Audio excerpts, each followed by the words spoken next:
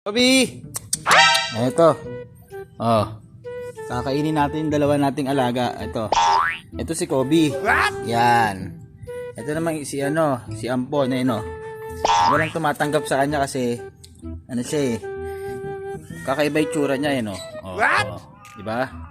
Walang gustong tumanggap sa kanya, Pero papakainin natin siya. Yan, kain ka lang. Ang pangalan niyan, Beloy. Ayun si Beloy, Beloy. Diba? Ayun siya. Ayun si Kobe.